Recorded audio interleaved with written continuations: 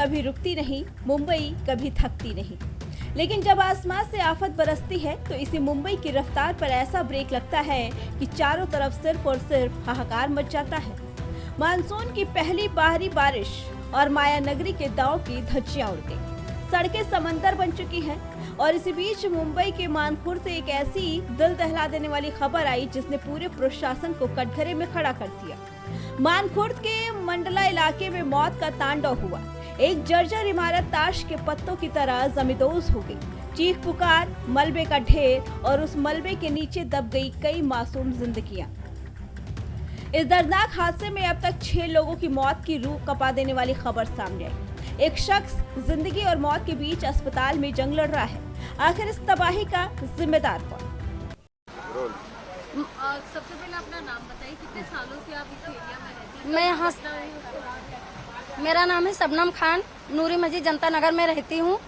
और यानी ये 7 साढ़े 7 बजे ये घटना हुई है। हम लोग जब यहाँ गिरा घर तो हम लोग का भी यानी घर हिल गया। हम लोग निकले तो देखे तो यहाँ पूरा गिर गया।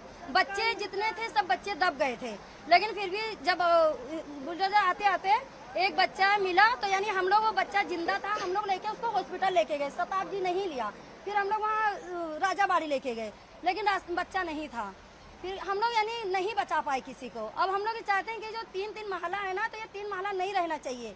दवाखाना का सुविधा नहीं है, नहीं अगर दवाखाना की सुविधा तो कोई चीज रोड का भी होता है, कोई चीज का नहीं सुविधा है यहाँ। तो अब तक उसमें 1-2 जान तो बची जाती। हाँ, एक नहीं तो एक बची जाते। कोई इतना वो नहीं था कि 2 घंटे का समय बीत गया, 2 घंटे बाद आया। मिट्टी गिर के और पानी, इतनी बारिश इतनी हो रही थी तो फिर 2 घंटे में कहाँ इंसान बचेगा। तो इससे से हम लोग सोचते कि कुछ तो यहाँ सबसे बड़ा जो है 2 घंटे जैसा कॉल, यहाँ जितने जन थे सब कॉल किए, लेकिन 2 घंटे के बाद यानी एम्बुलेंस आए। और हाँ, 100 कॉल करने के 1 कॉल पे यानी आए वो लोग। और फिर आए भी तो यहाँ रोड भी नहीं क्लियर है, ऑटो खड़े हैं, दीवा खड़ी है, गाड़ी खड़ी है, सब वहाँ खड़े थे, इसलिए इतना नहीं वो लोग पहुँच पाए। 2 घंटे समझो दबे हो गए उनको। तो यही हम लोग 2-2.5 घंटे के बाद यानी अभी पूछना। अभी बोलिए। सबसे पहले मेरा नाम मजीदुन्निसा है, मानखुर मंडाला जनता नगर से मैं बात कर रही हूँ। मैंने यहाँ ऐसा हादसा हो गया है, 5 बच्चे, एक ही घर के 5 परिवार, वो भी खत्म हो गया है और एक घर की एक है। यहाँ पे कुछ ही चीज का सुविधा नहीं है। पहले सबसे पहले यहाँ का सुविधा एम्बुलेंस का तो कुछ नहीं। 2 घंटे बाद एम्बुलेंस आई है। जब एम्बुलेंस आई है तो उसके बाद उन लोग का पता ही लेता नहीं, 2 घंटा निकालते निकालते 12 बज गया। हॉस्पिटल लेके गए, वहाँ सबकी जान चली गई। अगर वही सुविधा यहाँ पे होता तो 1-2 का तो बच ही जाता ना। एक घर यानी 6 जन थे, 6 यानी 2 जन की सांसें चल रही थी, 2 जन की सांसें चल रही थी।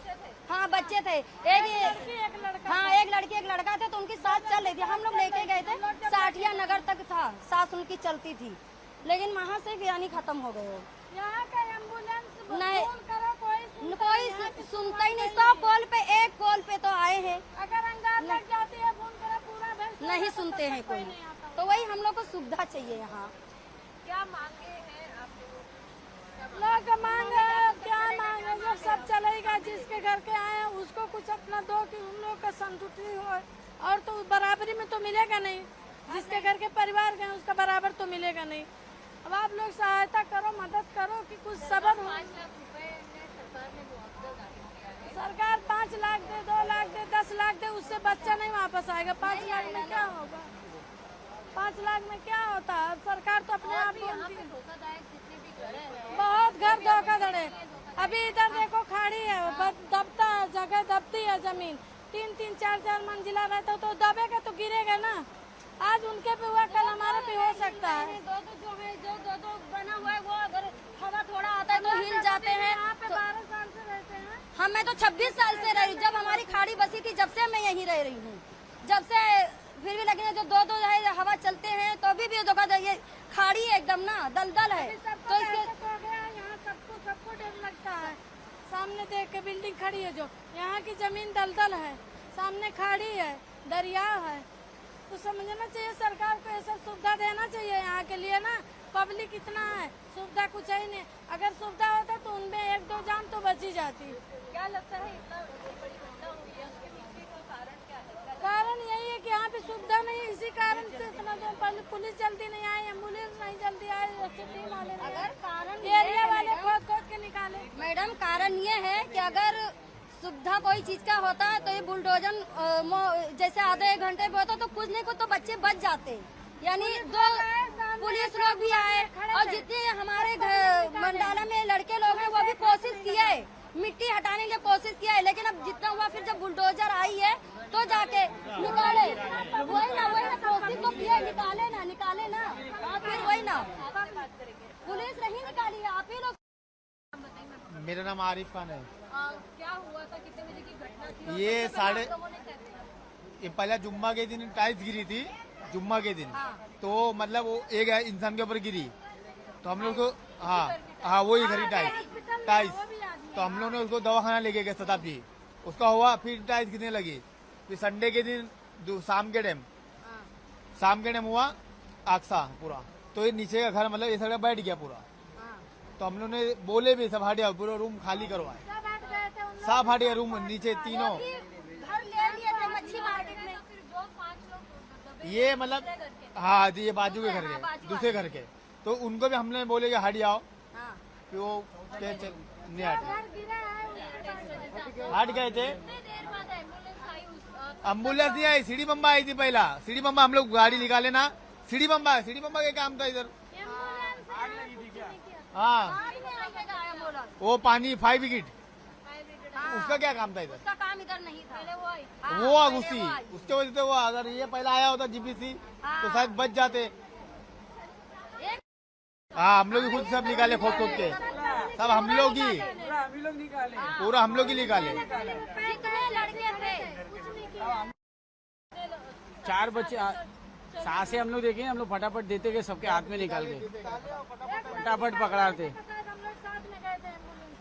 कुछ लोग को एम्बुलेंस में बैठाए, कुछ लोग को बाइक से लेके गए। नहीं वहाँ से बाइक पे लेके गए एक लड़की को, हाँ बाइक पे डाले हम लोग को। बाइक पे निकाले। नहीं मोइन की बड़ी लड़की, मोइन भाई की बड़ी लड़की मुस्कान नाम है, उसको बाइक पे ले डाल के मैं खुद डाल अपने हाथ पे बाइक पे, उसके साथ चल रही थी। हाँ थोड़ा मतलब अकड़ गई थी, मतलब हाँ, अकड़ गई थी, उसके साथ चल रही थी। अब गिरा इतना अकड़ गई एकदम। और जो हम लोग लेके गए थे मैडम, उसके लड़के का नाम था, उसका भी साथ चल रहा था। हाँ कुछ भी नहीं मिल रहा है, तो ये सब सुविधा हम लोग को चाहिए। हाँ आग लगी तो सीढ़ी बम्बा आना चाहिए, हाँ आना चाहिए सब ना, लेकिन अब क्या, अब हम लोग बोलने से कुछ नहीं गा सरकार। हम लोग क्या बोलेंगे, हम लोग को तो क्या बोलेंगे।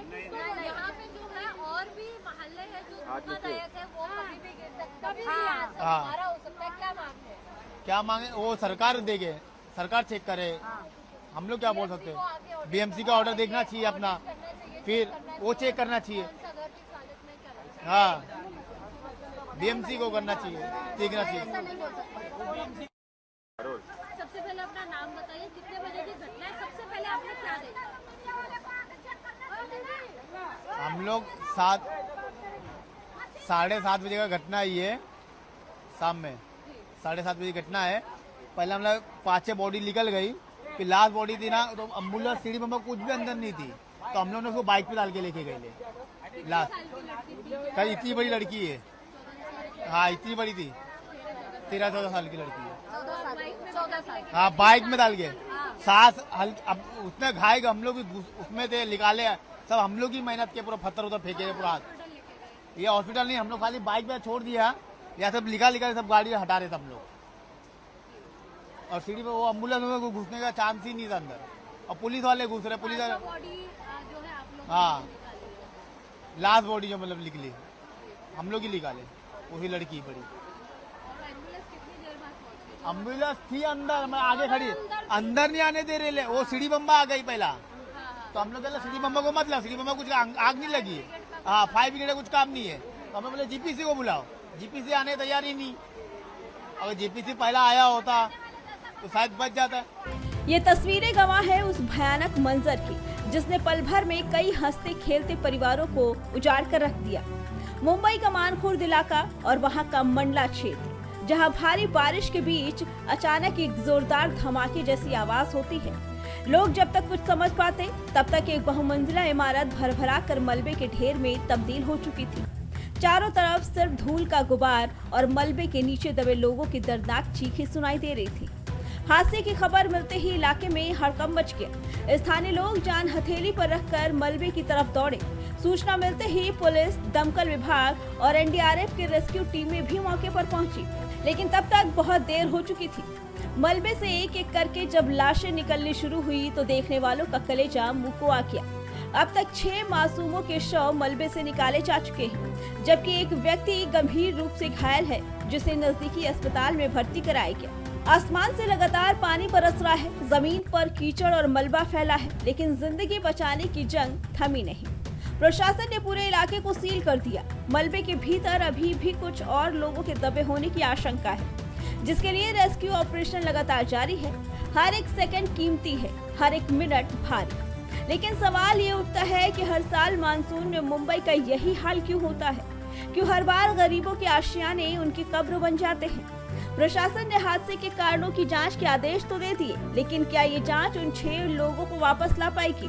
क्या बीएमसी और स्थानीय प्रशासन सिर्फ हादसों के बाद जागने की कुंभकर्णी नींद सोता रहेगा? में जनता नगर करके इलाका है, यहाँ पे हम लोग देख रहे हैं कि 4 मंजिल इमारत थी और वो बारिश के चलने से, क्योंकि बारिश ने भी पूरा रिकॉर्ड कर दिया है, कल से आज सुबह से बहुत बारिश मुंबई में हो रही है, बाहर इलाके में भी हो रही है, महाराष्ट्र में भी हो रही है, लेकिन मुंबई में बहुत ज़्यादा बारिश यहाँ पर हो रही है और इसी के चलते हुए ये जो इमारत है ये गिर चुकी है।